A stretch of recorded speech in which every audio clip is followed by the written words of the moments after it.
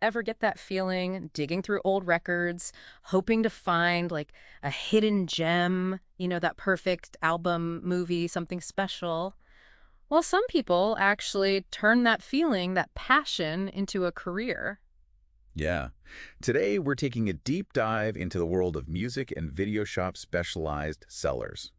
What they do, the skills they need, how they navigate this constantly changing industry, all that and more. And when you say changing, it makes me think about how we actually consume music and movies. Right. I mean, think about it. The image of a record store, it's like nostalgic, right? Oh, totally. But the technology has changed so much, and we've gone from CDs to like streaming everything. So these shops have had to adapt big time. It's a whole different world from like the days of just going to the video rental store, that's for Oh, sure. yeah, totally.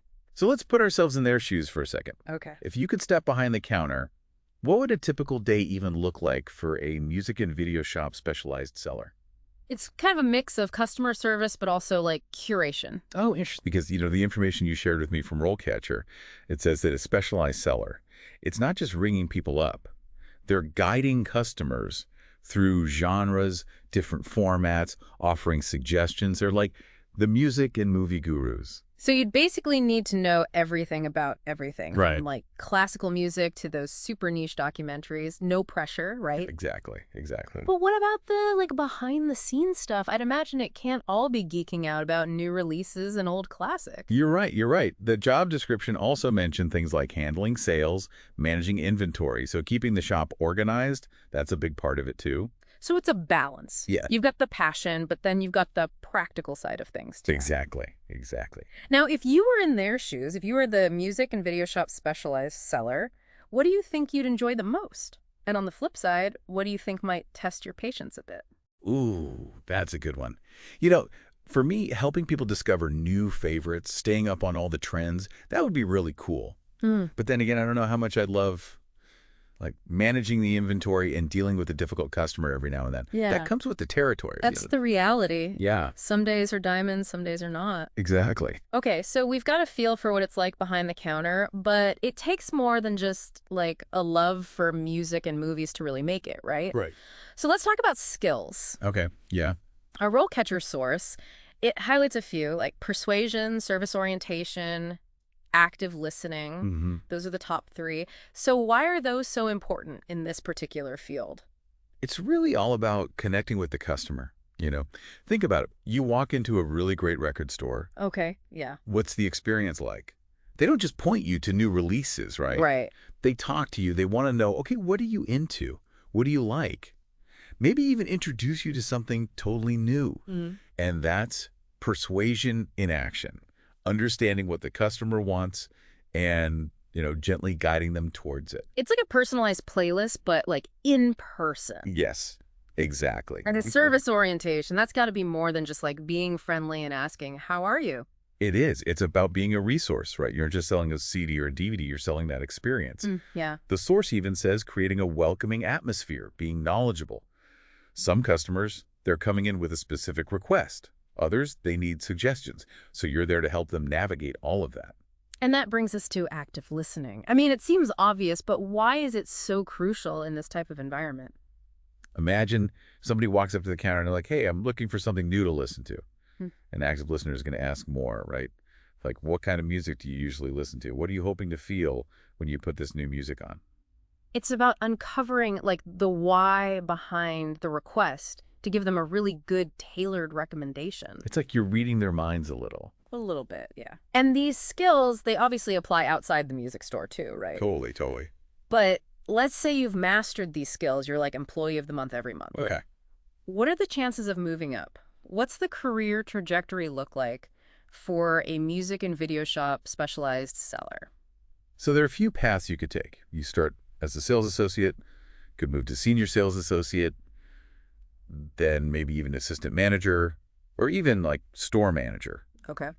And each step usually comes with more responsibility. Like you'd be training new staff, managing that inventory that we talked about, and making decisions that affect the entire store. So you might actually get to curate what's on the shelves yourself. Right. Exactly. So there's definitely room to grow, even if those higher up positions, they're a little more limited. Yeah. But what about someone who eventually wants to do something else, like a career change? Does this experience translate to other jobs in the music industry? Absolutely. The skills you build as a specialized seller, they're valuable, and not just at the music store. The information we have, it actually mentions music distribution, marketing, even like artist management. Think Wow. about it. You're surrounded by music. You understand all the trends. You're connecting with artists, labels. So yeah, you could transition into like promoting independent musicians or even working for a record label. It really is about following your passion, isn't it? Oh, sure.